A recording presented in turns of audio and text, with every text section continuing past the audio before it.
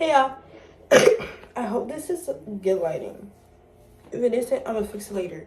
But hey, welcome back to my channel where we spit the facts, the truth, and the tea, and only about the facts, the truth, and the tea. I'm an informant. My name is Emanuela. We talk about the hard shit that society likes to brush underneath underneath the bed, and we talk about the lighthearted stuff, about loving yourself and loving the people around you. There's no category. There's nothing that I won't touch upon. So I'm just letting y'all know that now. All right. So today we're talking about the school system, specifically the school system within America.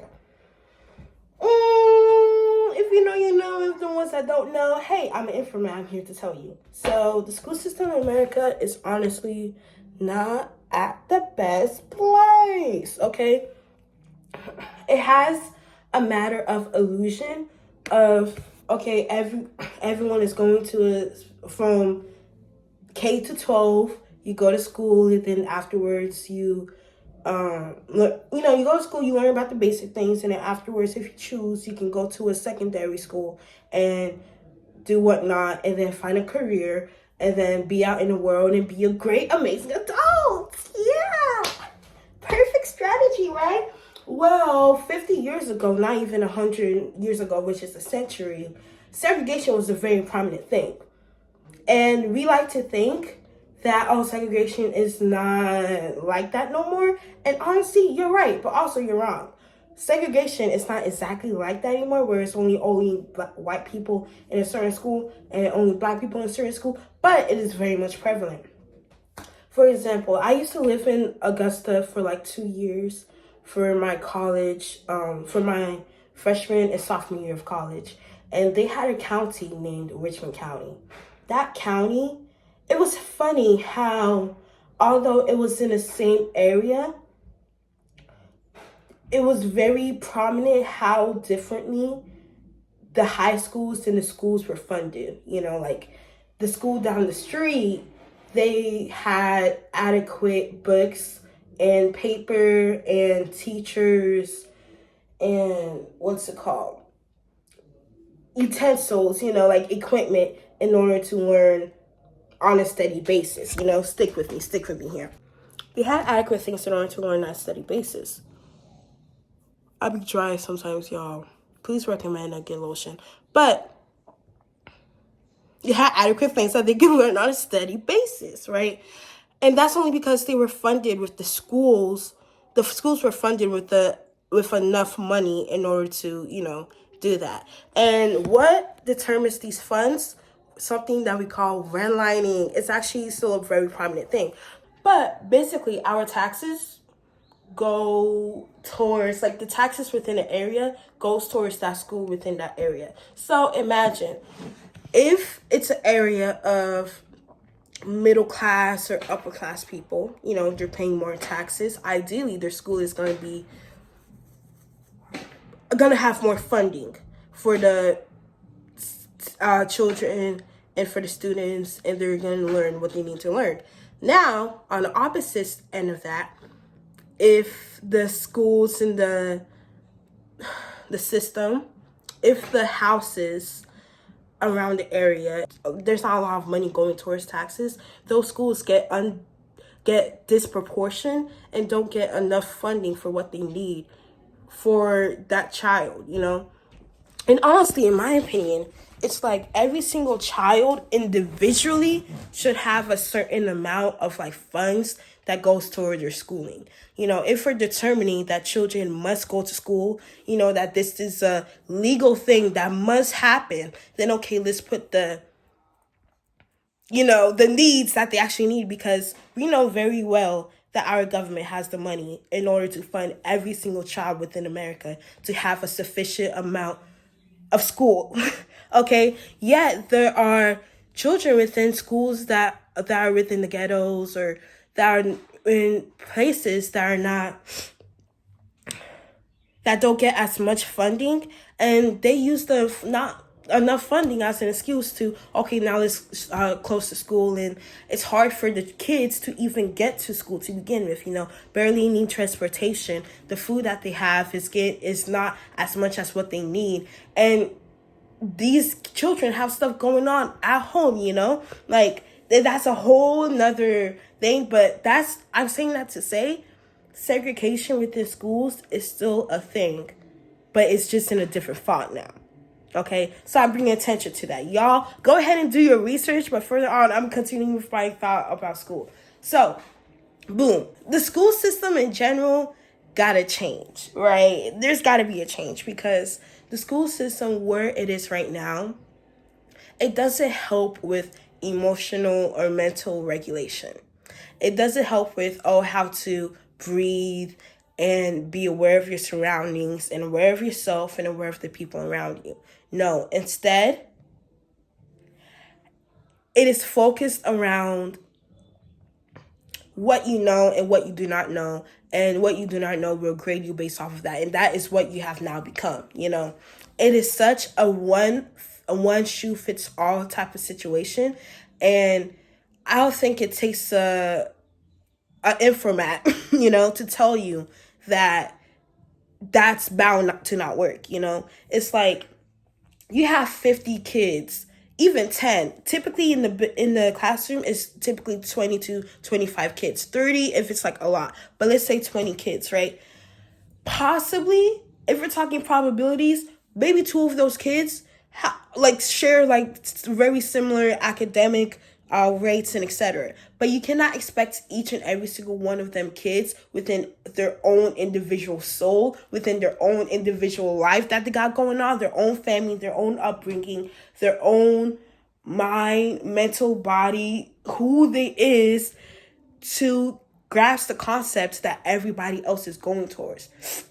School quite literally prepares us for a society that goes with the grain. A society that goes down the river. A society that tells you, okay, you wake up for 8-10 hours, you stay in a specific place of people you don't know, but these people you gotta, be cordial with and etc. And you do what we tell you to do. If you're not adequately able to do what we tell you to do, well, deductions and etc. can come along from that.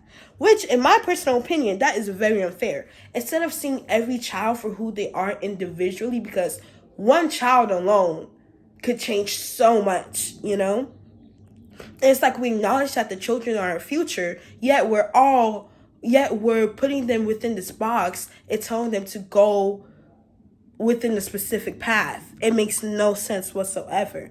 Instead of teaching kids about American history for the 5th year, because y'all, I've learned American history 5 times over.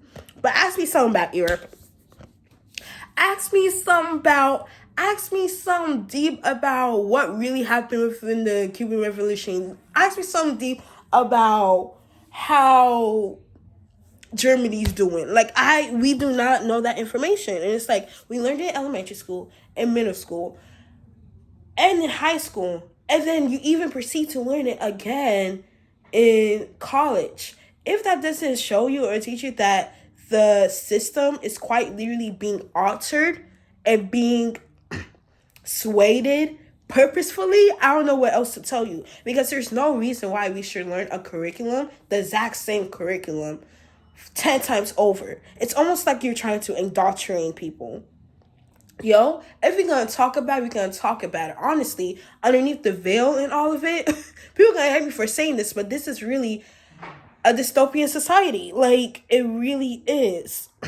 Because there is no reason why hundreds of children should be all focusing on the same thing and doing the exact same thing. That's 100 souls, individual souls that were put on this earth to do all different individual things. Let's say that every single one of them kids, 100 kids, were meant to be on this earth for something different than the other. Now we can never find that out because we have all put them within this gigantic box and telling them what to do and what not to do. And if they do anything outside of that, they get a punishment or a deduction for it. It is unfair and it is not right or just, That being said, the school system in America was quite literally built up by Rockefeller. Not too much on him, but to say a little bit on him, he basically was the top dog of like when the industrial system and shit was happening. He came in and he was the top dog for like the oil companies. He was with government officials. He don't know nothing about education. He don't know nothing about teaching a child on how to follow their souls, or teaching a child, or like pouring into a child so they're able to turn into the person that they are supposed to be, so they're able to learn what they're supposed to know for this world. Nah, he didn't know about that, nor did he care. He only cared about the information, about regulating the information that was getting to these heads, to our heads. We've already known this, and this is not a new fact, but history is constantly being changed. Even from slavery times, there's stuff that I constantly learn every day about slavery that was not taught to me in school. There's stuff that I constantly learn about this world that was not taught to me in school, you know? And it's like, if we're going to actually take school for what it is, school is meant for the education purposes of it. But instead, it has become this thing of profit and demand. And unfortunately, that has become a lot of the things that we see in society. A lot of the things today that are supposed to be helping us, that are supposed to be guiding us, has become a thing for profit and demand for the people up top. From water, gas, anything, bro. School, like, specifically taking information out or not putting the full information, just, glossing over this for like a week and we keep it pushing. No, this is deeper than a week's long of information that one teacher can give us, and we take a little quiz or a test over and we keep pushing to the next one. The point of learning about history is to feel the compassion and the events of history. Acknowledging history for what it is by just listening to the events, it's not actually acknowledging history. Acknowledging history for what it is looking at it, looking at what had happened, what had occurred, and imagining you within that. Imagining that within today. Because the only reason why we should be learning about history, we do learn about history, is so that history is not repeated. Yeah, history is being repeated and right before our faces, and we are not able to put a clock on it because we don't clock the fact that we're not even being told the full truth in the history of things, you know? It's like, in order to feel the capacity of things, in order to bring about change, you need to completely understand, have the acceptance, the knowledge, and the understanding and the compassion of all that had happened, all the events that had happened, like the Holocaust. That was horrible, you know? And they put it into our brains, everything that happened, and that's something that, God forbid, will not happen again. But honestly, it's happening in another form. We see with Palestine today, you know? Going off topic, but it all comes together because these people that did not care about education to begin with, they cared about controlling people. They cared about, not if controlling people is way too rush for y'all, hold up. They cared more so about what you knew and what you didn't know, so it wouldn't affect what they're doing. Okay? Because they care about their money.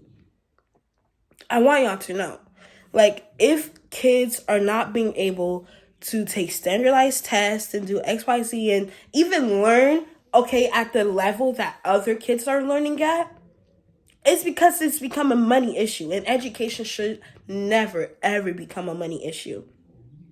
Nowadays, libraries are being turned down, books are being taken out of the curriculum. Real things that, okay, these are some of the stuff that, okay, let's add some knowledge to it. It's being taken out. And there's no logical reason as to why.